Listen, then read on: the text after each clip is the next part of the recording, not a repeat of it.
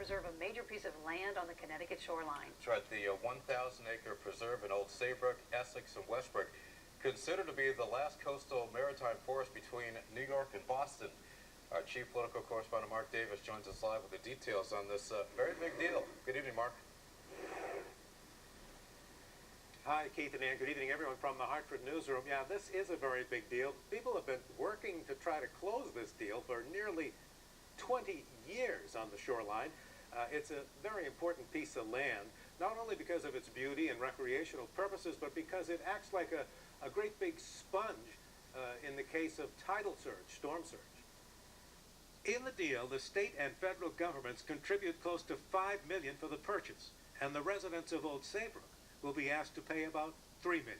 I don't know of any other land acquisition that is higher ranked in importance across the state than this particular action we are taking today. Acquiring this piece of land is not a conservative or liberal, Democratic or Republican issue. This open space acquisition is about quality of life for the current and future residents of the town, as well as for those who visit beautiful Old Saybrook.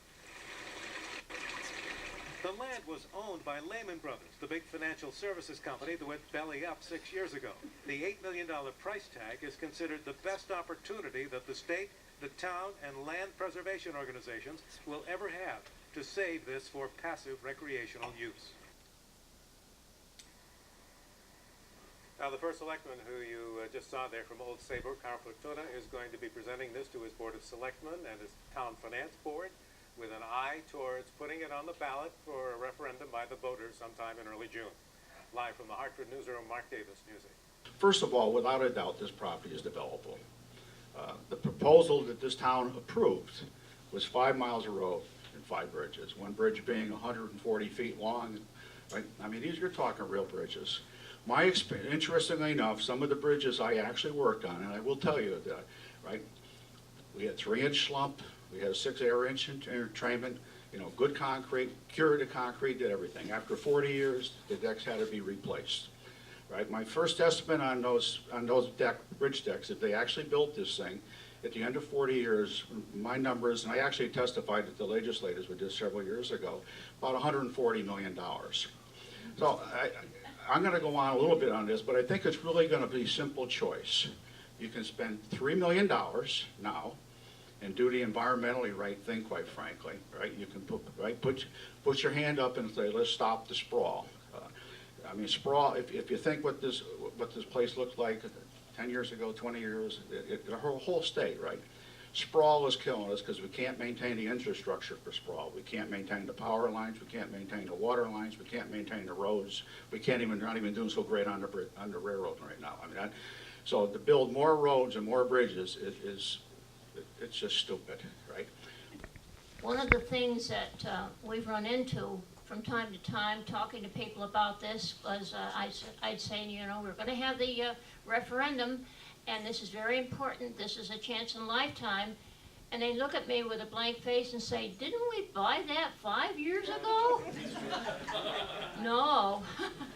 But what happened was, when the Planning Commission approved this plan by a close vote, very shortly after that, an abutting property owner put sued the Planning Commission for their decision. It was not a good decision. That put everything on hold because while something is going through the court process, there's no other action taken. So it calmed down. People didn't hear about it. They forgot about the preserve. It was still there, but nobody said anything about it, and people thought it had gone away, or it just wasn't going to be developed, or we bought it a long time ago, and none of those things are true. So there was a lot of misinformation out there, which now that all of you know what the correct information is, that's something you can pass on. My role tonight is just to give you an orientation. So here you can see the site. It's 1,000 acres, and it's just a little over 2 miles from the Sound, and a little under that to the Connecticut River. We'll go a little closer here, and the green circle is circling the 70 acres in Essex. And I'm not sure if you have a good feeling here. Here's Route 9. Here's Route 153 in Essex, which then ultimately goes down to Westbrook and I-95. Here's Ingham Hill Road coming up to the site. Here's Schoolhouse Road area. So hopefully you got a good sense of where this is. Then there's 4 acres in Westbrook. And this is one of the main access points here off of 153. The balance, the 926 acres, are in Old Saybrook. But Old Saybrook owns a 30-acre parcel right now that's sort of smack dab in the center of the site. Here is an aerial view of the preserve. Now you have to switch your orientation a little bit. Pretend you're flying from Chester Airport. And so now you're flying north to south. And here's Route 153 in Essex. Here's Essex Meadows, if anyone knows where Essex Meadows is. Over here is Bochum Road. Here's the Valley Railroad train tracks. Here's the Connecticut River emptying into the Sound. Here's North Cove, South Cove. This is Old Saybrook here. And so the 1,000-acre forest stretches from Bochum Road all the way over to Schoolhouse Road, and from 153 in the north all the way down to the Ingham Hill Road area and Schoolhouse Road area. Here's a different view of the preserve. These are the trails that are there today. There are lots of trails already forged through the preserve. There's about 24 miles of trails here.